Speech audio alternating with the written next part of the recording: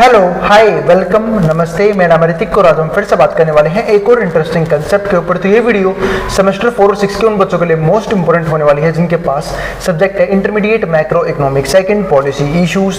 तो चलिए शुरू करते हैं आज की वीडियो को। और आज हम बात करेंगे लेसन नंबर 3 के एक और इंपॉर्टेंट कंसेप्ट के ऊपर। लेसन नंबर 3 था हमारा कि फिजिकल पॉलिसी क्या होता है एंड गवर्नमेंट डेट, जिसको मैं डिस्कस करूंगा अगली वीडियो के अंदर। गवर्नमेंट डेट को हम डिस्कस करेंगे अगली वीडियो के अंदर। और अभी तक हम बात कर रहे थे पिछली कुछ वीडियोस में फिजिकल पॉलिसी के बारे में, यानी कि लेसन नंबर 3 जो है उसकी और भी वीडियोस अपलोड हो चुके हैं। जिसने प्रीवियस वीडियोस ना देखी हो पहले जाके वो वाली वीडियोस जरूर देख लेना, क्योंकि किसी भी लेसन को आप टॉपिक वाइज ही खत्म कर सकते हो अच्छे तरीके से। तो हमेशा, या फिर मैं बोलूंगा कि पूरी सीरीज को ही टॉपिक वाइज देखा करो, है ना, ताकि आपके हर एक चैप्टर, हर एक चीज जो है वो टॉपिक वाइज ही कंप्लीट होती चली जाए। अब हम शुरू करते हैं आज की वीडियो। और इस कंप्लीट सीरीज के नोट्स भी ऑलरेडी प्रिपेयर हो चुके हैं with important question answer PDF. जिन बच्चों को नोट्स परचेज करनी है वो इसमें बजाय 9667836333 में व्हाट्सएप करके नोट्स भी ले सकते हैं। अब हम चालू करते हैं आज का कंसेप्ट। तो आज का जो कंसेप्ट है वो है द गवर्नमेंट बजट कॉन्स्ट्रेंट, यानी कि हमने गवर्नमेंट बजट के बारे में बहुत सारी बातें करी, लेकिन आज हम समझेंगे गवर्नमेंट बजट जो है असली में चीज होती क्या है।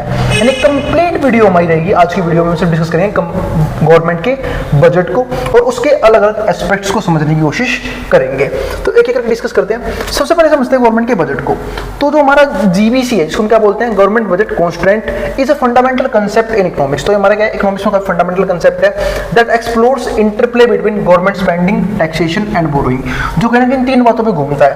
पहला क्या कि गवर्नमेंट की स्पेंडिंग कहाँ हो रही है, यानी गवर्नमेंट जो है वो पैसा कहाँ खर्च करती है, ठीक है। इसके अलावा टैक्सेशन पॉलिसी कैसी है, जी अगर गवर्नमेंट खर्चा कर रही है तो गवर्नमेंट के पास रिवेन्यू भी आ रहा होगा। अब रिवेन्यू का जो मेन मेथड है गवर्नमेंट के लिए, फिर जो मेन तरीका है वो कौन सा होता है, टैक्सेशन। इसके अलावा अगर कभी गवर्नमेंट के खर्चे ज्यादा हो रहे हैं तो गवर्नमेंट के पास इनकम यानी कि टैक्स कम कलेक्ट हो रहा है, तो ऐसे केस में गवर्नमेंट जो बोरोइंग है, यानी जो पैसा उधार लेती है, वो कहाँ से लेती है।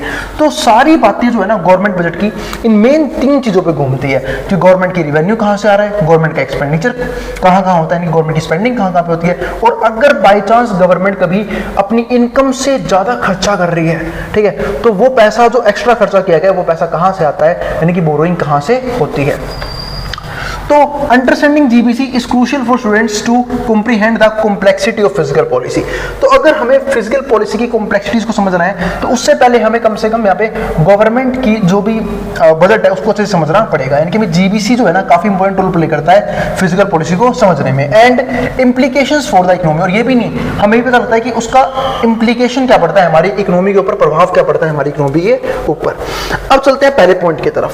तो अगर मैं पहले पॉइंट की बात करूं यहाँ पे, तो पहला पॉइंट क्या है, basics of government budget constant, यानी कि बेसिक क्या है गवर्नमेंट बजट कांस्टेंट का। जहां पे हमने आज आप लोगों को पिछली वीडियो में बजट डेफिसिट के ऊपर बात किया, बजट के सरप्लस के बारे में बात किया, बजट को बैलेंस बजट कब कहते हैं वो उसके बारे में बात की। तो तीनों टॉपिक हमने डिस्कस किए थे। तो पहला पार्ट यहाँ पे क्या आया, it represent financial limitations faced by a government. तो ये कहीं ना कहीं रिप्रेजेंट करता है तो गवर्नमेंट जो है वो फाइनेंशियल लिमिटेशंस, यानी गवर्नमेंट को फाइनेंशियली दिक्कत किस प्रकार से हो सकती है व्हेन मेकिंग फिजिकल डिसीजंस। तो मतलब गवर्नमेंट की कौन सी फाइनेंशियल लिमिटेशंस हैं जब वो फिजिकल डिसीजंस लेती है। तो it can be expressed as budget deficit. ज्यादातर जो है ना, अगर आप देखोगे कि अगर बात करूं इंडियन गवर्नमेंट की, तो जनरली जो है ना वो अपने बजट को डेफिसिट दिखाती है। अब बजट डेफिसिट होने का मेन मतलब ये होता है कि कहीं ना कहीं गवर्नमेंट के पास जो है वो रिवेन्यू कमाया है, पैसा कमाया है, लेकिन गवर्नमेंट के जो स्पेंडिंग्स है, जो खर्चे हैं वो ज्यादा हुए हैं। तो इसका जो फॉर्मूला है वो क्या है, G माइनस टी, यानी कि गवर्नमेंट की स्पेंडिंग माइनस में टैक्स। तो आप जो बजट डेफिसिट की वैल्यू यहाँ पे निकाल सकते हो, ठीक है। तो जैसे सपोज करो कि गवर्नमेंट ने स्पेंड किया, सिर्फ हाइपोथेटिकल वैल्यू ले रहा हूँ, 100 करोड़ रुपए, ठीक है, और टैक्स कितना आया था, सिर्फ 50 करोड़ रुपए, ठीक है। तो यानी टैक्स कलेक्शन कम हुआ, ठीक है, और गवर्नमेंट का एक्सपेंडिचर यानी स्पेंडिंग जो ज्यादा हुई, तो 50 करोड़ जो है गवर्नमेंट ने एक्स्ट्रा खर्च किया टैक्स के कलेक्शन से। तो 50 करोड़ कहाँ से आएंगे, ये 50 करोड़ गवर्नमेंट को कहीं ना कहीं से बोरो करने पड़ेंगे, चाहे वो आरबीआई से उधार ले। क्योंकि देखो अगर आप इसे कंपेयर करो ना इंडिविजुअल लाइफ में, तो भी आप कंपेयर कर सकते हो। इंडिविजुअल लाइफ में भी हम अपने घर को चलाने के लिए बजट को मेंटेन करते हैं, यानी कि पैसा जो कमाते हैं उसके हिसाब से बजट बनाते हैं कि भाई मेरी इनकम के सोर्सेज ये हैं, ठीक है, मेरा एक्सपेंडिचर इस हिसाब से होना चाहिए, यानी कि इतना होना चाहिए। तो जब भी हम अपने इनकम की बात करते हैं और अगर हमारी जो इनकम है वो कम है, एक्सपेंडिचर ज्यादा है, इसका मतलब क्या है, कहीं ना कहीं हम भी जो है बजट डेफिसिट के अंदर है। तो ऐसे केस में कुछ चीज़ें होती हैं जो इसका मतलब हमने एक्सेसिव खर्चा किया है, तो या तो हम लोन लेते हैं, यानी कि बोरोइंग हमने कहाँ से करी है वो है, या फिर कई बार हमारे पास पुरानी सेविंग होती है, हमने उसको खर्च किया होता है। तो दो ही तरीके हैं भाई, अगर आप एक्स्ट्रा खर्चा कर रहे हो अपनी इनकम से, इसका मतलब या तो पुरानी सेविंग यूज़ कर रहे हो, पुराना पैसा यूज़ कर रहे हो तो बस रखा हुआ है, या फिर आपने कहीं से उधार लिया है, कहीं से लोन लिया है। तो ऐसे ही अगर गवर्नमेंट ने लोन लिया है, गवर्नमेंट ने बोरोइंग करी है, तो वो कहाँ से कर सकते हैं? तो आरबीआई से ले ले, रिजर्व बैंक ऑफ इंडिया से ले ले, ठीक है, या फिर जा सकती है वर्ल्ड बैंक के पास, है ना, इंटरनेशनल मॉनेटरी फंड के पास, IMF के पास, वहाँ इस जगह पैसा उधार पे ले सकती है। तो this idea encapsulate the idea that the government must either raise revenue through the taxes, कि मतलब ये जो आइडिया शो करता है क्या करता है कि या तो गवर्नमेंट जो है वो रिवेन्यू जो है वो रेज करे कहाँ से, टैक्सेस के जरिए, या फिर रिड्यूस करे अपनी स्पेंडिंग को। यानी कि अगर कभी भी गवर्नमेंट का जो बजट है वो डेफिसिट में होता है, इसका मतलब गवर्नमेंट को या तो अपने इनकम के सोर्स बनाने चाहिए, है ना। जनरली जैसे हम बात करते हैं, अगर मान लो कोई पर्सन जो है अपनी औकात से फालतू खर्च कर रहा है, तो इससे बढ़िया क्या है कि वो अपने आप को बिल्डअप कर ले, अपनी इनकम का लेवल इंक्रीज कर ले, तो उसके खर्चे पूरे हो जाएंगे। तो वही चीज़ गवर्नमेंट के साथ भी है कि या तो गवर्नमेंट जो है अपनी रेवेन्यू बढ़ा ले, वो कौन सा कहाँ से, टैक्स रेवेन्यू से। और कैसे इंक्रीज होगा? जब गवर्नमेंट टैक्स रेट को इंक्रीज कर देगी, ठीक है, तो इसका बर्डन जो है कहाँ पे आएगा, आम लोगों के ऊपर, ठीक है, या फिर रिड्यूस कर ले अपनी स्पेंडिंग को, अपने खर्चे कम कर ले, और resort to borrowing to fund it activities. और यही नहीं, उधार लेने का भी ऑप्शन बचता है, तो ये भी कर सकती है अपनी एक्टिविटीज को कंप्लीट करने के लिए। तो ये हो गया गवर्नमेंट बजट का बिल्कुल बेसिक सा पार्ट। अब जो दूसरा पार्ट है वो है सोर्सेज ऑफ गवर्नमेंट रेवेन्यू, यानी कि गवर्नमेंट की रेवेन्यू के सोर्सेज कौन कौन से हैं, यानी कि गवर्नमेंट का रेवेन्यू आता किस किस थ्रू से। एक तो जानते हैं सबसे प्राइमरी जो पार्ट है रेवेन्यू का वो क्या है, टैक्सेशन, टैक्स के जरिए। तो tax is the primary source of government income, यानी कि टैक्स के बिना जो है वो गवर्नमेंट नहीं चल सकती। क्योंकि गवर्नमेंट के पास अगर इनिशियली कहीं से पैसा आता है ना, सबसे ज्यादा पैसा कहीं से आता है, तो वो क्या होता है हमारा, टैक्स के जरिए। यानी गवर्नमेंट जो है वो टैक्स कलेक्ट करती है लोगों से अलग फॉर्म में, कॉर्पोरेट से करती है कॉर्पोरेट टैक्स कलेक्ट, ठीक है, लोगों से करती है इंडायरेक्ट टैक्स के नाम पे जीएसटी, अब तो जीएसटी आ चुका है ना, क्योंकि GST goods and service tax, और इसके अलावा इनकम टैक्स वो भी अलग पार्ट है। तो अलग अलग तरह की गवर्नमेंट जो है वो टैक्सेशन लगाती है, जहां से गवर्नमेंट अपना रेवेन्यू जनरेट करती है। तो गवर्नमेंट का प्राइमरी सोर्स क्या है, टैक्सेशन ही है।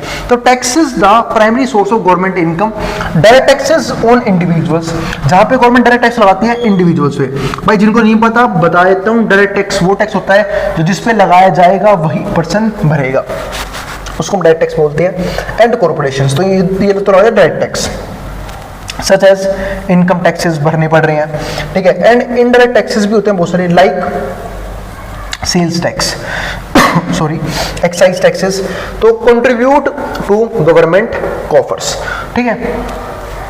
तो कहीं ना कहीं तो ये सब जो चीज़ें है ना वो गवर्नमेंट को सपोर्ट करती है अपने अलग अलग कामों में। यानी कि गवर्नमेंट जो है वो डायरेक्ट टैक्स भी ले रही है इनकम टैक्स के थ्रू, चाहे वो कॉर्पोरेट सेक्टर से ले, चाहे वो इंडिविजुअल से। इसके अलावा बहुत सारे इंडायरेक्ट टैक्स भी ले रही है, ठीक है, जो कि अब इंडिया में जीएसटी हो चुका है, ठीक है। पहले सेल्स टैक्स था, परचेज टैक्स था, एक्साइज ड्यूटी था, बहुत सारे टैक्सेस थे। एडिशनली नॉन टैक्स रेवेन्यू भी आता है गवर्नमेंट के पास, सोर्सेज जैसे कि including fees and fines. Government जो है बहुत सी जगह से फीस भी लेती है, ठीक है, अपने अलग अलग गुड्स को प्रोवाइड करने में, अपनी अलग सर्विसेज को प्रोवाइड करने में गवर्नमेंट का फीस भी आती है, तो वो एक तरीका बनता है रेवेन्यू का। यही नहीं, गवर्नमेंट फाइन्स भी तो कलेक्ट करती है ना। अब कोई पर्सन जो है जहाँ पे लिखा हो कि भाई यहाँ पे 60 से ऊपर से ज़्यादा गाड़ी तेज नहीं चलानी है, और गवर्नमेंट और लोग चला रहे हैं, गवर्नमेंट चलान भी तो करेगी, वो चलाने का पैसा भी तो आएगा। हाँ वो अलग बात है, हमारे वहाँ इस चीज़ में करप्शन बहुत बड़े लेवल पे होता है ना, कि अंकल जी साइड में चलो ना, साइड में, वहाँ 100-200 रुपये लेते हैं अंकल जी, मान जाते हैं, है ना, ट्रैफिक पुलिस वाले जनरली करते हैं। तो करप्शन का लेवल तो बहुत ही वाहियात है। तो वो तो भाई कहते हैं ना कि भाई जिसको जितना मिलता है उसको उतना ही कम पड़ता है। तो ऊपर की कमाई कमाने के लिए ना, जो बिल्कुल जैसे कई लोगों का मन नहीं भरता है ना, पेट नहीं भरता कि जितना कमा लो उतना ही कम है, तो वो एक तरीका होता है। और एक फैक्ट बोलूँ तो ना, बोला नहीं चाहिए, पर कई लोग ना बहुत ही नीचता पे आते हैं पैसे कमाने के लिए। नीचता का मतलब ये है कि कोई अगर अमीरों से वो चीज़ें करे तो बहुत बढ़िया बात है, लेकिन कई जो है जो पहले ही बहुत गरीब लोग हैं, पुअर लोग हैं, ठीक है, जिनका लिविंग स्टैंडर्ड बिल्कुल लो है, लोग वहाँ पे भी नहीं छोड़ते, बिल्कुल उस नीचता पे आ चुके होते कि उनसे भी पैसा वसूल करना है किसी ना किसी तरीके से, ठीक है, और वो चीज़ सबसे घटिया लगती है, क्योंकि जिसके पास है उसे पैसा लो कोई फर्क नहीं पड़ता, क्योंकि उसकी कमी नहीं है, उसके पास कम नहीं होगा पैसा। लेकिन जिसके पास ऑलरेडी बहुत कम है रिसोर्सेज कि आप वहाँ से भी उससे वो रिसोर्स भी छीनने की कोशिश करते हो, तो ये काफ़ी बेकार बात लगती है। ठीक है, तो फीस और फाइन्स के जरिए भी जो है गवर्नमेंट कहीं ना कहीं पैसा कलेक्ट करती है। Play a role in balancing and budget, लेकिन हाँ इसमें गवर्नमेंट का रोल नहीं, इसमें रोल किसका है? गवर्नमेंट के ऑफिसर्स का, ऑफिशियल्स का। Play a role in balancing the budget. ठीक है, तो भाई फ्यूचर में जो भी अच्छे लड़ बजाने सोच रहे हो, तैयारी वगैरह करनी सोच रहे हो, तो ध्यान रखना कि ना कम से कम कोशिश करना कि करप्शन तो ना हो, क्योंकि करप्शन जो है वो सिस्टम पहले ही हमारे देश का काफ़ी स्ट्रॉन्ग है। दूसरी बात, अगर थोड़ा बहुत ऊपर नीचे हो भी रहा है तो कम से कम ऐसे लोगों से मत लो, क्योंकि जो लोग पहले ही जो है रिसोर्सेज जिनके पास ना के बराबर है, बहुत ही कमी है, मतलब एक्सप्लॉइट करो भी तो ढंग के लोगों को करो कम से कम फर्क पड़े। वरना एक सिंपल सी बात है भाई, आदमी जब भी कुछ करता है उसका फर्क तो पड़ता है उसकी लाइफ पे भी। ठीक है, तो बाकी सबकी मर्जी है। तो बस मैंने ऐसी बोल दी थी ये बात, क्योंकि ऐसा मैंने कई बार देखा भी हुआ है, रियल लाइफ सिचुएशन में देखा हुआ है कि लोग जो है वो वहां से भी पैसा कलेक्ट करते हैं कि जहां से अगर वो छोड़ देते तो शायद काफी बेहतर रहता, उस पर्सन के लिए भी जिसने लिया है या फिर जिस पर्सन से लिया है उसके लिए तो काफी बेहतर होता। क्योंकि भाई कई बार लोग बोलते हैं ना कि जो दुआ और बद्दुआ है वो दोनों बहुत जल्दी काम कर जाती हैं, तो यहाँ पे ना ये चीज काफी इंपॉर्टेंट आ जाती है यहाँ पे, कि अगर मान लो कि किसी का पेट ऑलरेडी खाली पड़ा है, आप उसे और खाली करने की कोशिश कर रहे हो, तो वहां से तो बद्दुआ उस पर्सन की लगेगी ना, वो काफी ज्यादा भारी हो सकती है आपके लिए। ठीक है, या फिर किसी के लिए भी। ठीक है, तो वो चीज है। तो play a role in balancing the budget. पर जो गवर्नमेंट, अपने यहाँ पे गवर्नमेंट की बात करें तो गवर्नमेंट रेवेन्यू सोर्स की, वापस अपने पॉइंट पे आते हैं। ठीक है, तो गवर्नमेंट जो है वो इन चीजों से कहीं ना कहीं अपने बजट को बैलेंस करने की कोशिश करता है, यानी कि गवर्नमेंट के पास टैक्स रेवेन्यू तो है ही, अब टैक्स के अलावा जो एडिशनल सोर्स से पैसा आता है ना, गवर्नमेंट जो है वो उस पैसे को यूज करके अपने बजट को बैलेंस्ड बनाए रखने की पूरी कोशिश करती है यहाँ पे। तो ये हमारा एक तरीका बन जाता है। ठीक है, तो ये भी ध्यान रखना। इसके बाद जो थर्ड पॉइंट है वो आता है गवर्नमेंट एक्सपेंडिचर्स। चलो अभी डिस्कस कर लेते हैं कि भाई गवर्नमेंट की इनकम तो आपने देख के दिखा दी भैया कि गवर्नमेंट पैसा कैसे कैसे कैसे कमाती है। अब गवर्नमेंट खर्चा कहाँ करती है, गवर्नमेंट के एक्सपेंडिचर्स कौन कौन से हैं? तो government spending encompasses a wide era of categories, यानी कि बहुत सी कैटेगरीज है जहाँ पे गवर्नमेंट अपना पैसा खर्च करती है, इंक्लूडिंग इंफ्रास्ट्रक्चर डेवलपमेंट, यहाँ सबसे ज्यादा पैसा खर्च होता है, यानी कि स्कूल्स बनाने हैं, कॉलेज वगैरह बनाने हैं, रोड्स बनाने हैं, ट्रांसपोर्टेशन सिस्टम बनाना है, बाकी जो पब्लिक यूटिलिटी गुड्स है, ठीक है, चाहे वो पावर सप्लाई से लेके बाकी चीजें हों, वो सब भी काम जो है वो कहीं ना कहीं इंफ्रास्ट्रक्चर का पार्ट ही बनता है, जो कहीं ना कहीं गवर्नमेंट ही डेवलप करके देती है। इसके अलावा एजुकेशन पे ध्यान देना कि भाई फ्री एजुकेशन जो है वो प्रोवाइड हो, उसके लिए गवर्नमेंट जो है बहुत सारी कोशिश करते रहते हैं कि एजुकेशन जो है कम से कम, खासकर बेसिक एजुकेशन जो है वो हर पर्सन को प्रोवाइड की जाए। इसके अलावा हेल्थ केयर मेंटेन करने के लिए गवर्नमेंट जो है हॉस्पिटल वगैरह बनवाती है। ठीक है, तो वो एक अच्छा पार्ट बन जाता है। इसके अलावा डिफेंस, ये भी काफी इंपॉर्टेंट पार्ट है, क्योंकि सिंपल सी बात है, अगर डिफेंस नहीं होगा, ठीक है, तो चीजें क्या हो जाएंगी, बहुत ज्यादा मुश्किल हो जाएंगी, है ना। तो इसलिए हम क्या बोलते हैं कि डिफेंस भी जो है काफी इंपॉर्टेंट पॉइंट यहाँ पे बन जाता है, क्योंकि डिफेंस अगर मान लो सपोज करो डिफेंस खतरे में आया, तो भाई हम जो यहाँ पे आसपास अभी हमारे वॉर वगैरह चल रही है पाकिस्तान के साथ, या फिर हम जो बॉर्डर पे जो हमारे आर्मी पर्सन जो काम करते हैं, इतने बुरे हालातों में उन्हें काम करना पड़ता है, या फिर जहाँ पे कम से कम रहने लायक तो हालात नहीं होते, बहुत सी जगह ऐसी भी हैं, कहीं पे एक्सट्रीम गर्मी है, कहीं पे एक्सट्रीम ठंड है, ठीक है, वहाँ पे भी जो हमारे जवान है हमारे भारत देश के वो काम कर रहे हैं, ठीक है, सिर्फ किस चीज के लिए, हमारे देश की बाउंड्रीज की प्रोटेक्शन के लिए। तो डिफेंस पे भी गवर्नमेंट का बहुत ज्यादा खर्चा आता है, जो कि आना भी चाहिए, जायज भी है, ताकि कोई भी, एक तो पहली बात हमारे ऊपर कब्जा ना करे, दूसरी बात अगर कोई हमारे पर अटैक करने की कोशिश कर भी रहा है, सोचो इतनी आर्मी, इतनी चीजें होने के बाद भी टेररिस्ट हमारी कंट्री के अंदर घुस जाते हैं, अगर ऐसा ना हो, डिफेंस सिस्टम इतना मजबूत भी ना हो, तो क्या होगा फिर? तो भाई हर दिन यहाँ पे हमले होते रहेंगे। तो उन चीजों को ना डिफेंस सिस्टम भी मजबूत होना बहुत जरूरी है, और इसलिए गवर्नमेंट जो है डिफेंस के ऊपर भी अच्छा खासा खर्चा करती है। एंड सोशल वेलफेयर प्रोग्राम को खर्चा करती है, ताकि लोगों का कल्याण भी किया जा सके, लाइक फार्म सब्सिडीज, यानी कि जो लोग नॉर्मली एग्रीकल्चर वगैरह में इन्वॉल्व है, ठीक है, तो उन चीज़ों को उनमें सब्सिडीज प्रोवाइड करना, ताकि जो बेसिक नीड्स हैं वो लोग ही कंप्लीट हो पाए। In case of India each expenditure items reflects policy priority, और यही नहीं, हर एक जो एक्सपेंडिचर आइटम है वो कहीं ना कहीं पॉलिसी प्रायोरिटी को शो करता है। And understanding composition of government spending is crucial for evaluating it's economic impact. और जो गवर्नमेंट की यहाँ पे स्पेंडिंग है वो काफ़ी इंपॉर्टेंट है अगर हमें यहाँ पे इकोनॉमिक इम्पैक्ट को समझना है तो। क्योंकि आप मैं एक चीज़ बोलता हूँ यहाँ पे कि एक टॉपिक होता है उसमें पता है क्या बोलते हैं, सोशल ओवरहेड कॉस्ट, एसओसी। ठीक है, इसका मतलब होता है कि प्राइवेट सेक्टर पता है क्या, प्राइवेट सेक्टर भी काम जब करता है जैसे जब गवर्नमेंट ने उसे अच्छे से फैसिलिटी प्रोवाइड कर रखी है, और अगर गवर्नमेंट ने इनिशियल लेवल पे इंफ्रास्ट्रक्चर डेवलप नहीं कर रखा तो वहाँ पे प्राइवेट सेक्टर भी काम करना पसंद नहीं करता। आप देख लो अर्बन एरियाज में और रूरल एरियाज में कितना डिफरेंस है आज भी इंडिया के अंदर, कि रूरल एरियाज में ना ही कोई इंडस्ट्री है ना ही प्रॉपर सर्विस सेक्टर है। ठीक है तो सिर्फ एग्रीकल्चर, वहाँ के लोग जो है खेती बाड़ी में ही जनरली सिर्फ क्या रहते हैं, इन्वॉल्व रहते हैं। ठीक है, वहीं अगर मैं अर्बन एरियाज की बात करूँ तो वहाँ पे पब्लिक यूटिलिटीज इतनी डेवलप है, गवर्नमेंट ने इंफ्रास्ट्रक्चर इतना अच्छे से डेवलप कर रखा है कि वहाँ पे ही जनरली जो है इंडस्ट्रीज लगाई जाती हैं, इसलिए वहाँ पे इतना रश देखने को मिलता है। और वही नहीं, सारी अच्छी पब्लिक फैसिलिटीज जो भी अवेलेबल है वो ज़्यादातर अर्बन एरियाज में ही क्या है, अवेलेबल है। ठीक है, तो इसलिए हम क्या बोलते हैं कि गवर्नमेंट का जो खर्चा है वो कहीं ना कहीं इकोनॉमी के ऊपर एक अच्छा खासा इंपैक्ट लेके आता है, और वो डिपेंड करता है गवर्नमेंट खर्चा कर रही है फिर गवर्नमेंट कंजूस है। इसके बाद जो फोर्थ पॉइंट आता है हमारे पास, वो जो फोर्थ पॉइंट है वो क्या है, physical policies and economic stabilization. तो चलो बात करते हैं फिजिकल पॉलिसी की और इकोनॉमिक स्टेबलाइजेशन की। तो हम काफी बात कर चुके हैं कि फिजिकल पॉलिसी हो चाहे मॉनेटरी पॉलिसी हो, उसका सबसे मेन काम क्या है, हमारी इकोनॉमी के अंदर इकोनॉमिक स्टेबलाइजेशन क्रिएट करना, यानी कि ना तो बहुत बड़े लेवल पे इन्फ्लेशन हो, महंगाई बहुत ज़्यादा बढ़ जाए, ना ही डिफ्लेशन हो, ना ही अनएम्प्लॉयमेंट बहुत ज़्यादा हो। इन सब चीज़ों को नॉर्मल लेवल पर रखने का काम किसका होता है, फिजिकल पॉलिसी का। तो समझते हैं कैसे फिजिकल पॉलिसी इकोनॉमी को स्टेबलाइज रखती है। इसमें जो पॉइंट है वो क्या है, it plays a pivotal role in economic stabilization, कि काफी इंपॉर्टेंट रोल प्ले करते हैं फिजिकल पॉलिसी इकोनॉमिक स्टेबलाइजेशन में by providing governments with a tool to navigate economic cycles. जहां पे गवर्नमेंट जो है वो कहीं ना कहीं हमारे इकोनॉमिक साइकिल्स को पहचान के उसके अकॉर्डिंग एक्ट करती है। ड्यूरिंग डाउन टर्न्स, अगर मान लो कंट्री के अंदर डाउन टर्न्स चल रही हैं तो इंक्रीज्ड गवर्नमेंट स्पेंडिंग, यानी कि मैं कहता हूं कि अगर इकोनॉमी रिसेशन के अंदर है, डाउन टर्न का मतलब क्या होता है, रिसेशन के अंदर है, तो कहीं ना कहीं गवर्नमेंट को अपने हाथ खोलने पड़ते हैं। इसी को पता है क्या बोलते हैं, याद होगा आप लोगों को, एक्सपेंशनरी फिजिकल पॉलिसी यूज होती है यहाँ पे। तो ड्यूरिंग डाउनटर्न्स इंक्रीज्ड गवर्नमेंट स्पेंडिंग और टैक्स कट, और या तो भाई गवर्नमेंट अपनी स्पेंडिंग को बढ़ा ले, क्योंकि सिंपल सी बात है, डाउनटर्न का मतलब क्या है कि एग्रीगेट डिमांड है नहीं, सप्लाई बहुत ज्यादा है, उस अकॉर्डिंग लोग जो है डिमांड नहीं कर रहे। डिमांड क्यों नहीं कर रहे होंगे, कहीं ना कहीं इनकम की दिक्कत होगी, तो यहाँ पे गवर्नमेंट को खर्चा करना चाहिए। दूसरा जो टैक्स रेट है उस पर भी गवर्नमेंट कमी कर सकते हैं, क्योंकि जब भी टैक्स रेट कम होंगे तो लोगों की डिस्पोजेबल इनकम बढ़ जाती है, क्योंकि जब लोगों से टैक्स कम लोगे इसका मतलब लोगों के पास खर्च करने के लिए ज्यादा पैसा बचेगा, ज्यादा पैसा बचेगा तो वो कहीं ना कहीं डिमांड करेंगे, तो हम जो है वो डाउन टर्न से ऊपर उठ के आ सकते हैं। तो वो टैक्स कट स्टिमुलेट डिमांड, तो वो डिमांड को स्टिमुलेट कर सकते हैं। फोस्टरिंग इकोनॉमिक रिकवरी, और कहीं ना कहीं वो इकोनॉमिक रिकवरी में पार्ट बन सकते हैं, इनकी इकोनॉमी जो हमारा रिकवर हो सकता है। Conversely in periods of overheating, जो हम बात करते हैं ओवरहीटिंग की, ओवरहीटिंग यानी कि जब ऑलरेडी एग्रीगेट डिमांड बहुत ज्यादा है, यानी कि इकोनॉमी के अंदर क्या चल रहा है, इन्फ्लेशन बहुत बड़ा लेवल चल रहा है, तो यहाँ पे गवर्नमेंट क्या कर सकती है, रिड्यूस कर सकती है अपनी स्पेंडिंग को, कि अपना खर्चा कम से कम कर ले, यानी कि ऊपर वाले पॉइंट्स का बिल्कुल उल्टा हुआ, अपना खर्चा कम कर ले, और यही नहीं टैक्स रेट को इंक्रीज भी कर दे। और टैक्स इंक्रीज कर देंगे क्योंकि देखो इन्फ्लेशन आने का मेन मतलब क्या है कि कहीं ना कहीं एग्रीगेट डिमांड राइज कर रही है, और एग्रीगेट डिमांड कब राइज करती है, जब इकोनॉमी के अंदर मनी सप्लाई बहुत ज्यादा हो, जिसके बाद मैं कर भी चुका हूँ मॉनेटरी पॉलिसी के अंदर, यानी कि लोगों के पास पैसा ज्यादा आ रहा है, तो ऐसे केसेस में गवर्नमेंट को लोगों से पैसा लेना चाहिए।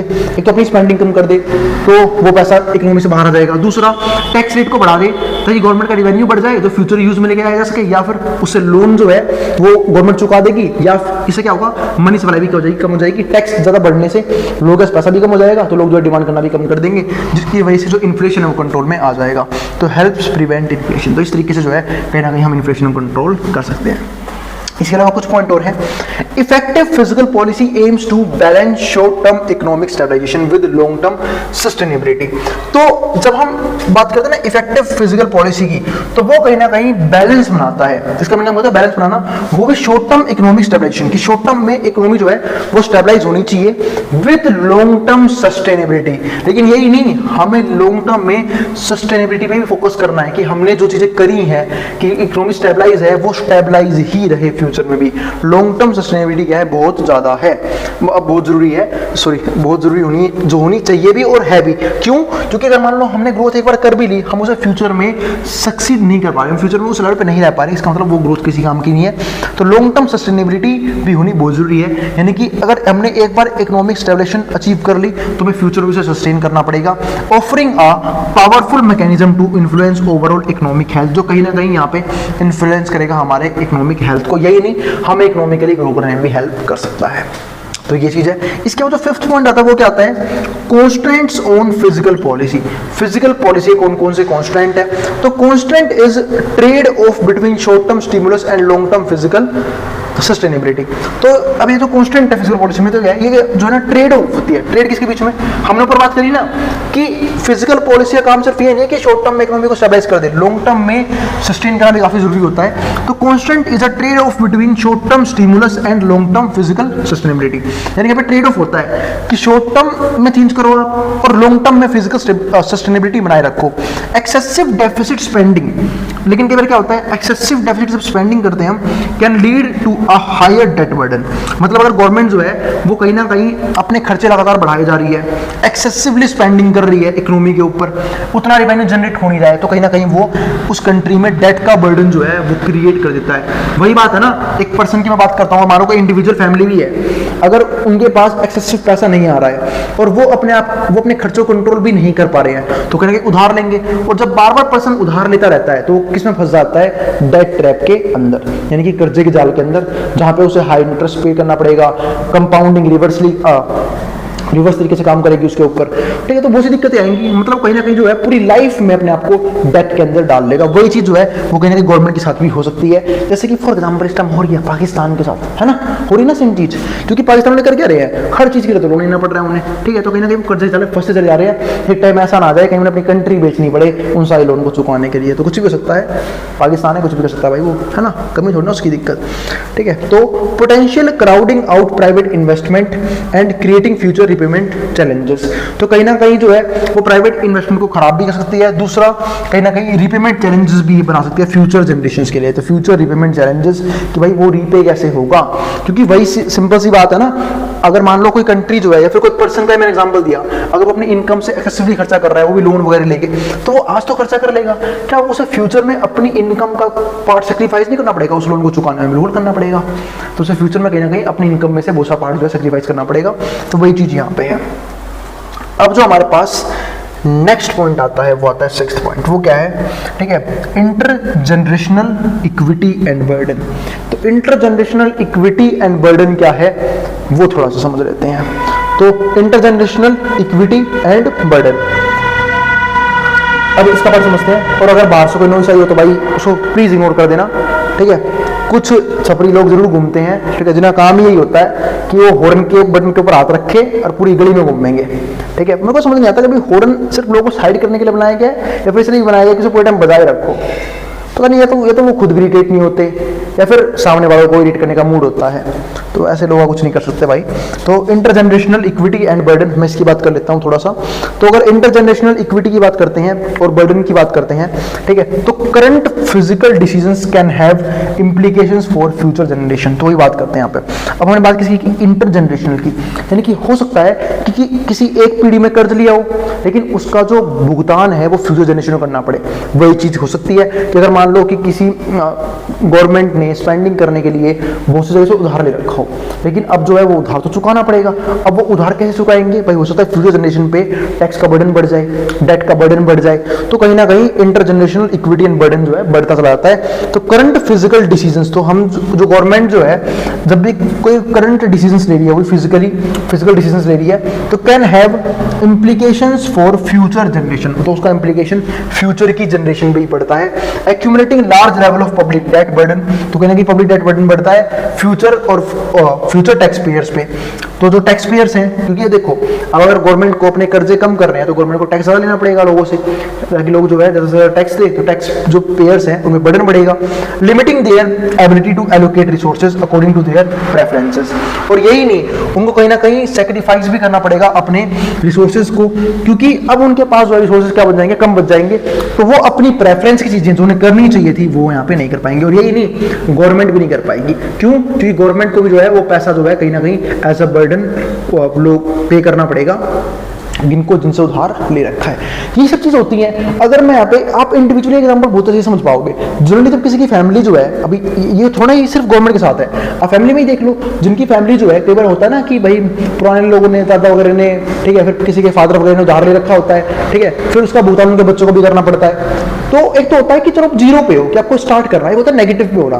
नेगेटिव पे कोई पर्सन कब होता है, जब उसकी इनकम जो है वो क्या है, एक तो जीरो है, ऊपर से उसके ऊपर कर्ज बहुत ज्यादा है। तो पहले वो अपने कर्ज को कवर करेगा तो जीरो पे आएगा, फिर वो इनकम जनरेट करना शुरू करेगा अपने लिए और कहीं ना कहीं एबिलिटीज बनाएगा अपने लिए, ठीक है, या फिर गुड्स वगैरह सर्विस वगैरह यूज कर पाएगा। वरना उससे पहले उसको बर्डन ही बर्डन रहेगा टैक्स का बोल रहा हूँ, सॉरी, कर्ज का, डेट का, ठीक है। तो वो चीज, तो डेट ट्रैप जो है ना, वो सिर्फ आने वाली जनरेशन पे सिर्फ कंट्री का नहीं पड़ता, फैमिली का भी पड़ता है। तो उससे भी एग्जांपल समझ सकते हो। तो कहीं ना कहीं जो फैमिली है वो कर्ज लेती है अपने करंट डिमांड को फुलफिल करने के लिए, करंट स्पेंडिंग को फुलफिल करने के लिए। ऐसी गवर्नमेंट भी अपनी करंट स्पेंडिंग को फुलफिल करने के लिए कर्ज लेती है, लेकिन फ्यूचर में कहीं ना कहीं उसे अपने प्रेफरेंसेस छोड़ने पड़ते हैं सिर्फ उस कर्ज को चुकाने के चक्कर में, ठीक है। तो ये सब कुछ रीजंस हैं। अभी 2 पॉइंट्स और बाकी हैं, जाना कहीं पे भी नहीं है।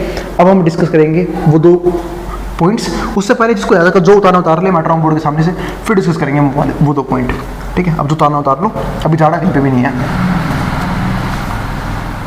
चलो फिर हम डिस्कस करते हैं आखिरी के 2 पॉइंट। तो अगर बात कर रहा हूँ 7th और 8th पॉइंट की, तो 7th पॉइंट में क्या है हमारे पास यहाँ पे, क्राउडिंग आउट इफेक्ट। थोड़ा इसको समझते हैं कि कैसे फिजिकल पॉलिसी जो है एक गवर्नमेंट की, ठीक है, किस तरीके से जो है नुकसान करती है एक कंट्री की इकोनॉमी का, वो थोड़ा डिस्कस करते हैं। या फिर गवर्नमेंट डेट, तो it is a phenomenon in economics where increased government borrowing leads to a reduction in private sector investment.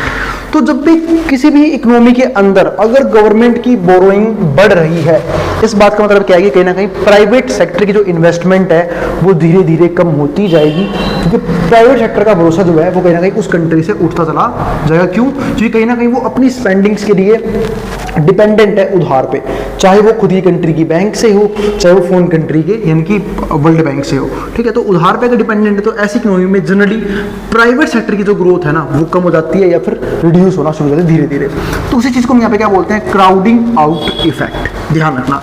तो क्राउडिंग आउट इफेक्ट का मतलब क्या आया कि किसी भी इकोनॉमी में अगर गवर्नमेंट जो है वो एक्सेसिवली बोरोइंग कर रही है अपने खर्चे को कंप्लीट करने के लिए, इसका मतलब क्या है कि वहां प्राइवेट सेक्टर की जो ग्रोथ है वो लगातार रिड्यूस होती चली जाएगी, उसी को हम यहाँ पे क्राउडिंग आउट इफेक्ट बोलते हैं। तो when a government borrows extensively to finance its spending, जब एक गवर्नमेंट जो है वो कहीं ना कहीं बोरो करती है एक्सटेंसिवली, इनकी बहुत बड़े अमाउंट में बोरो कर रही है पैसों को, टू फाइनेंस इट्स स्पेंडिंग, अपने खर्चों को पूरा करने के लिए, तो it competes with private entities for available funds. तो कहीं ना कहीं उसे कॉम्पीट करना पड़ता है प्राइवेट सेक्टर के जरिए जो भी अवेलेबल फंड है उसके लिए इन फाइनेंशियल मार्केट।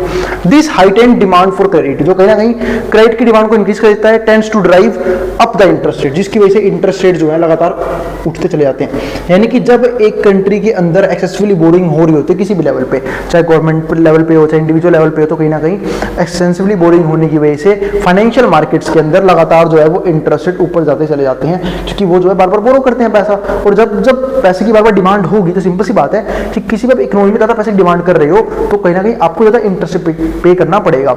यानी कि वही सिंपल सी बात है, जब भाई आप डिमांड कर रहे हो तो सामने वाला सप्लाई कब करेगा, जब उसे लगेगा कि उसे अच्छा प्रॉफिट हो रहा है। अब अच्छा प्रॉफिट कब होगा सामने वाले को, जब वो अच्छा इंटरेस्ट रेट जनरेट कर रहा हो। वही सेम कंसेप्ट यहाँ पे यूज हो रहा है। यहाँ पे जरूरत किसकी है, पैसों की, ठीक है। जैसे होता नहीं है, कई बार आपने देखा होगा कि अगर हमें इमीडिएटली कुछ पैसा चाहिए, वो भी लार्ज सम ऑफ अमाउंट चाहिए, तो मिल तो जाएगा, लेकिन हमें मजबूरी में महंगे इंटरेस्ट रेट पे लेना पड़ेगा। वही सेम इस इकोनॉमी के साथ होता है, किसी भी कंट्री की इकोनॉमी से होता है, अगर वो कंट्री बोरोइंग पे डिपेंडेंट है तो this heightened demand for credit, जिसकी वजह से क्रेडिट की डिमांड जो लगातार राइज करती है, tends to drive up interest rate, जिसकी वजह से इंटरेस्ट रेट लगातार ऊपर उठते चले जाते हैं, मेकिंग बोरोइंग मोर एक्सपेंसिव, जिसकी वजह से बोरोइंग करना और ज्यादा मुश्किल हो जाता है और ज्यादा एक्सपेंसिव होता चला जाता है फॉर बिजनेस के लिए भी और इंडिविजुअल के लिए भी, यानी कि लोगों के लिए भी। तो एज इंटरेस्ट रेट राइजेस, जब इंटरेस्ट रेट राइज करता है तो कॉस्ट ऑफ कैपिटल इंक्रीजेस। अब कॉस्ट ऑफ कैपिटल क्या हो गया, इंक्रीज हो गया। मतलब ये कॉस्ट ऑफ कैपिटल इंक्रीज कैसे होगी, अरे समझो मेरी बात को। हम सब जानते हैं कि भाई जो बिजनेसमैन है या फिर जो प्रोड्यूसर्स हैं उनको क्या चाहिए होता है, फैक्टर्स ऑफ प्रोडक्शन करने के लिए, जिसमें से एक फैक्टर हमारे पास कैपिटल भी है ना। 4 सुने होंगे ना अपने, लैंड, लेबर, कैपिटल, एंटरप्रेन्योरशिप। तो अगर मैं कैपिटल की बात कर रहा हूं तो मेरे भाई अगर मान लो सपोज करो कि कैपिटल जो है उसे 1 करोड़ करोड़ चाहिए, 1 CR चाहिए, और 1 CR पे उसे मार्केट के अंदर या फिर फाइनेंशियल मार्केट्स को या फिर बैंक्स को 10% इंटरेस्ट देना पड़ रहा है एनुअली, तो 1 करोड़ का 10% होगा 10 लाख रुपए। लेकिन अगर वही इंटरेस्ट रेट राइज कर गया 10 से 20% हो गया तो उसे 20 लाख देना पड़ेगा सेम अमाउंट के लिए। तो वही चीज यहाँ पे है कि जब भी इंटरेस्ट रेट राइज करता है the cost of capital increases, उधार लेना या फिर कैपिटल लेना मार्केट से और ज्यादा महंगा हो जाता है, डिसवेडिंग प्राइवेट इन्वेस्टमेंट, जिसकी वजह से कहीं प्राइवेट इन्वेस्टमेंट जो है कहीं खराब होनी शुरू होती है, लोग जो है इन्वेस्टमेंट कम करना पसंद करते हैं। This crowding out effect can result a decreased business expansion, जिसकी वजह से बिजनेस एक्सपेंशन जो है कहीं ना कहीं कम हो जाएगा। लोअर कैपिटल एक्सपेंडिचर, अब जो है कैपिटल एक्सपेंडिचर कम कर देंगे लोग, क्योंकि कैपिटल एक्सपेंडिचर लोग कब करते हैं, जब कैपिटल इजीली अवेलेबल हो, भाई यहाँ तो ज्यादा पैसा देना पड़ रहा है, क्योंकि एक तो पर्सन रिस्क भी ले, ठीक है, रिस्क के लिए लोन भी ले और लोन पे इंटरेस्ट रेट भी ज्यादा दे, क्यों करे इतनी मेहनत, तो वो सोचते हैं कि हम जो है बिजनेस एक्सपेंशन को फिलहाल रोक देते हैं, जिसकी वजह से कहीं ना कहीं प्राइवेट सेक्टर जो समझो उसकी ग्रोथ जो है वो क्या हो जाएगी, रुक जाएगी या फिर कम होना शुरू हो जाएगी। तो decrease business expansion, lower capital expenditure and hindered economic growth, और जो इकोनॉमिक ग्रोथ क्या हो जाएगी, कम हो जाएगी इन द प्राइवेट सेक्टर। यानी कि मैं कह सकता हूं कि जो प्राइवेट सेक्टर है वो कहीं ना कहीं यहाँ पे खत्म होना शुरू हो जाएगा, एक इकोनॉमी के अंदर डेप्रिशिएट होना शुरू हो जाएगा। और उस सबका एक मेन रीजन क्या था, एक्सटेंसिवली बोरोइंग किया जाना गवर्नमेंट के जरिए, जिसकी वजह से सारी प्रॉब्लम क्रिएट होती है। इसी को हम क्या बोलते हैं, 7th point, crowding out effect, जो एक इकोनॉमी के लिए बिल्कुल भी अच्छा नहीं है। तो यहाँ पे करना क्या चाहिए, यहाँ पे फिजिकल पॉलिसी को हमें इस तरीके से यूज करना चाहिए कि कम से कम एक तो गवर्नमेंट डिपेंडेंट हो बोरोइंग के ऊपर, और यही नहीं, क्योंकि गवर्नमेंट बोरो किस चीज के लिए कर रही है, खुद के खर्चे के लिए तो नहीं कर रही, गवर्नमेंट कर रही है इकोनॉमी में खर्चा करने के लिए। यानी कि गवर्नमेंट जो है कहीं ना कहीं पब्लिक सेक्टर को ग्रो करने के लिए प्राइवेट सेक्टर को खत्म कर रही है, कि गवर्नमेंट जो बिजनेसेस ग्रो करेगी या फिर जो इंफ्रास्ट्रक्चर बनाएगी उसको हम क्या बोलेंगे, पब्लिक सेक्टर का पार्टी बोलेंगे, जो गवर्नमेंट प्राइवेट के लिए तो कुछ नहीं कर रही, सब किसके लिए कर रही है, पब्लिक के लिए कर रही है। तो गवर्नमेंट को यहाँ पे बैलेंस बना के चलना चाहिए कि स्पेंडिंग इतनी भी ना करे कि पब्लिक सेक्टर बहुत ज़्यादा बढ़ जाए और जो प्राइवेट सेक्टर है वो कहीं ना कहीं क्या होता है, खत्म होना शुरू हो जाए। तो यहाँ पे बैलेंस आउट करना क्या है, बहुत जरूरी है। और वो कैसे होगा, जब गवर्नमेंट फिजिकल पॉलिसी को अच्छे तरीके से यूज करेगी, अपने डेट को कंट्रोल में रखेगी, उधार कम से कम लेगी, ठीक है, और एक्सपेंडिचर भी हिसाब से ही करेगी। तो ये सब तरीके हैं इस चीज को कंट्रोल करने के लिए। इसके बाद जो 8th पॉइंट है वो है लास्ट पॉइंट आज की वीडियो का, इसका खत्म कर देंगे अपनी वीडियो को, है ना, फिनिश कर देंगे। यानी कि इस टॉपिक को जो है, जो काफी इंपॉर्टेंट टॉपिक था वो हमारा फिनिश होने वाला है। अब पॉइंट क्या है, global perspectives on government budget, कि ग्लोबल पर्सपेक्टिव क्या होता है गवर्नमेंट बजट को लेके। तो पहला पॉइंट क्या है, in an increasingly globalised world the physical decisions of one country can have for reaching implication for others. अब हम किस वर्ल्ड में रह रहे हैं, ग्लोबलाइज्ड वर्ल्ड में, है ना, जहां पे सारी कंट्री जो है कहीं ना कहीं एक दूसरे की तरफ एज अ रिसोर्स की नजर से देखती है कि यार ये हमारे कंज्यूमर्स हैं, ये हमारे प्रोड्यूसर्स हैं, यहाँ अपनी गुड्स बेचेंगे, यहाँ अपनी सर्विस बेचेंगे, यहाँ से पैसा आएगा, यहाँ इंपोर्ट करेंगे, यहाँ एक्सपोर्ट करेंगे, है ना, सब कुछ ग्लोबलाइजेशन के इस तरीके से काम कर रहा है। तो किसी भी कंट्री का जो बजट आता है कि या फिर किसी भी तरीके की कंट्री में अगर कोई इकोनॉमिक प्रॉब्लम आ रही है, खासकर उस कंट्री में जिसका इकोनॉमिकली पूरी और वर्ल्ड पे इन्फ्लुएंस बहुत ज्यादा है, तो कहीं ना कहीं इंपैक्ट पड़ता है। अब सोच के देखो, ज्यादातर कंट्री जो है इकोनॉमी को लेके यूएसए पे जो है डिपेंडेंट है यानी कि यूएसए की इकोनॉमी जिस डायरेक्शन में जाती है तो बाकी कंट्री की जो इकोनॉमी है वो उसी डायरेक्शन की तरफ चलना शुरू कर देती है। तो वही चीज है, इसको हम क्या बोलते हैं, global perspectives on government budget. अब यहाँ पे एक पॉइंट और आता है, वो अगला पॉइंट क्या है, चेंज इन एक्सचेंज रेट। कई बार एक्सचेंज रेट में चेंज किया जाता है, उसका इंपैक्ट भी पड़ता है। अब इसका इंपैक्ट क्या है वो समझते हैं। तो change in exchange rate resulting from physical policies influence international trade competitiveness. तो कभी भी अगर एक्सचेंज रेट में चेंज आया, देखो जिनको नहीं पता बता देता हूँ, एक्सचेंज रेट का मतलब क्या होता है। जैसे सपोज करो हम बोलते हैं कि जो हमारा, मैं वैल्यू ले रहा हूँ हाइपोथेटिकल, जो चेंज होते रहते हैं, क्योंकि $1 की वैल्यू मान लेते हैं 85 रुपीज़ है इंडियन करेंसी में, तो इसी को हम बोलते हैं एक्सचेंज रेट। अगर मुझे $1 के बदले एक्सचेंज करना है रुपीज़ में, तो मेरे को 85 रुपीज़ देने पड़ेंगे, है ना, इसको हम बोलते हैं एक्सचेंज रेट, ठीक है। तो एक्सचेंज रेट जो है वो कहीं ना कहीं इंटरनेशनल ट्रेड कॉम्पिटिटिवनेस को भी इंक्रीज करता है। कई बार क्या होता है, एक कंट्री जब भी एक्सपेंशनरी पॉलिसी यूज करती है तो उस कंट्री की जो वैल्यू है वो क्या होती है, डेप्रिशिएट होती है। ये ध्यान रखना, उस कंट्री की वैल्यू क्या होती है, डेप्रिशिएट होती है। क्यों, क्योंकि वो एक्सेसिवली स्पेंडिंग कर रही होती है ना, उस कंट्री की वैल्यू डेप्रिशिएट होती है, ठीक है। और यही नहीं, जो उसका एक्सपोर्ट है वो भी अच्छे से काम करता है। लेकिन इसका उल्टा भी होता है, अगर किसी कंट्री की जो करेंसी है वो डेप्रिशिएट नहीं अप्रिशिएट हो रही है। जैसे डॉलर्स जो है वो जनरली सब करेंसीज जनरली भारी पड़ता है, कुछ करेंसीज जो है जो इससे भी स्ट्रॉन्ग है, पर मान लेते हैं कि डॉलर जो है जिसमें जनरली ट्रेड होता है, यानी कि ज़्यादातर जो कंट्रीज हैं वो ट्रेड डॉलर्स में करते हैं, इसकी डॉलर की वैल्यू जो है वो अप्रिशिएट हो रही है, मान लो आप ये मान लो, तो इसकी वजह से क्या होता है उस कंट्री का जो एक्सपोर्ट है वो थोड़ा सा जो है वो बिगड़ता है, ठीक है, सिर्फ इस चीज़ की वजह से, क्योंकि वहाँ की जो करेंसी है वो क्या हो रही है, लगातार अप्रिशिएट किए जा रही है। तो इसका मतलब क्या है कि दो चीज़ों का इफेक्ट समझा हमने, एक तो जो बजट है, ठीक है, उसका इफेक्ट पड़ता है दूसरी इकोनॉमी पे, यानी कि एक इकोनॉमी का प्रभाव हमेशा दूसरी इकोनॉमी पड़ता है कि वो किस तरीके से परफॉर्म कर रही है। हाँ, अब वो प्रभाव का लेवल हो सकता है, कभी प्रभाव कम पड़ता है किसी इकोनॉमी के ऊपर, किसी इकोनॉमी की वजह से कभी ज़्यादा पड़ता है, वो डिपेंड करता है वो इकोनॉमी किस लेवल की है। अगर वो इकोनॉमी वेल डेवलप्ड है, कहीं ना कहीं जो ज़्यादातर कंट्रीज पर डिपेंडेंट है, तो उसका प्रभाव भी उतना बड़ा पड़ेगा। अगर वो कंट्री तुच्छ कंट्री है, यानी कि वो छोटी कंट्री है, उसकी इकोनॉमी वो छोटी है, तो उससे ज़्यादा फर्क नहीं पड़ता। वही चीज़ यहाँ पे है, ठीक है। तो और एक्सचेंज रेट की बात मैंने यहाँ पे कर ही ली। इसके अलावा एक पॉइंट होता है फाइनेंशियल मार्केट। तो फाइनेंशियल मार्केट भी जो है ना वो कहीं ना कहीं दूसरे कंट्री की इकोनॉमी को देख के क्या करता है, चलता है। फॉर एग्जाम्पल कि आपने देखा होगा, अब मान लो मैं इंडियन स्टॉक मार्केट की बात करता हूँ, अगर इंडिया में किसी तरह घपला हो जाए, किसी तरह की धांधलीबाजी सामने आए, डेट का खुलासा हो कि भाई डेट इतना ज़्यादा बढ़ चुका है, तो कहीं ना कहीं उसका जो इम्पैक्ट है वहाँ की फाइनेंशियल मार्केट पे या फिर दूसरी इकोनॉमी पे भी पड़ता है, यानी कि वो जो मार्केट है वो क्रैश कर सकती है, फिर जो मार्केट है वो इन्वेस्टमेंट भी खो सकती है अपना। तो आपने देखा होगा जनरली हम बोलते हैं कि हम ग्लोबलाइज वर्ल्ड में रह रहे हैं, पर जो जनरली MNCs हैं या फिर जो फॉरेन इन्वेस्टर्स हैं वो किस कंट्री में पैसा लगाना पसंद करेंगे, जो कंट्री जो है जहाँ पे प्रॉपर शांति है, ठीक है, सब कुछ जो है ट्रांसपेरेंट है, मतलब पता चल रहा है कंपनी के अंदर कहाँ पे क्या हो रहा है, इकोनॉमिकल डेवलपमेंट किस लेवल की है, ठीक है, डेट किस तरह का है, यानी कि सब कुछ देखने के बाद ही जो इन्वेस्टर्स हैं वो उस कंट्री में या तो अपनी कंपनी यानी कि MNC डेवलप करते हैं या फिर अपना पैसा इन्वेस्ट करते हैं ताकि उनका पैसा डूबे ना, क्योंकि अपना पैसा कोई भी डुबाना नहीं चाहता है, ठीक है। तो अगर वो कंट्री ग्लोबलाइज अच्छी होगी, उसकी रेपुटेशन अच्छी है, तो वो इकोनॉमिकली ग्रो करेगी। लेकिन अगर वो ग्लोबलाइज घटिया कंट्री है तो वहाँ पे कोई भी बहुत जल्दी अपने बिजनेसेस जो है वो डेवलप नहीं करेगा, ना ही इन्वेस्टमेंट डालेगा, क्योंकि किसी को अपनी इन्वेस्टमेंट खराब करने का शौक नहीं होता है। तो ये कुछ पॉइंट देखिए हमने यहाँ पे बजट को लेके। वीडियो काफ़ी लंबी बन चुकी है, ठीक है, तो उम्मीद है आपको हर एक टॉपिक जो है काफ़ी डीप में समझ में आ गया। फिर भी कोई भी क्वेरी रह जाए ना, कोई भी डाउट रह जाए, चाहे छोटे से छोटा डाउट हो, आप कमेंट बॉक्स में कमेंट कर देना, मैं उस क्वेरी को सोल्व करने की पूरी कोशिश करूंगा आने वाली वीडियोस में। अब हम मिलेंगे अगली वीडियो के अंदर, ठीक है। और अगर वीडियो पसंद आई हो तो भाई वीडियो को लाइक किए बिना मत जाना और चैनल को सब्सक्राइब भी कर देना ऐसी वीडियोस के लिए, और उन बच्चों में शेयर भी कर देना जिन बच्चों को एग्जाम होने वाला हो सेम सब्जेक्ट का, जिसको जो उतारना उतार ले। और नोट्स के लिए आप इस नंबर पर व्हाट्सएप करके नोट्स भी ले सकते हैं। अब जिसको जो उतारना उतार सकते हैं, मैं ड्रॉइंग बोर्ड के सामने से।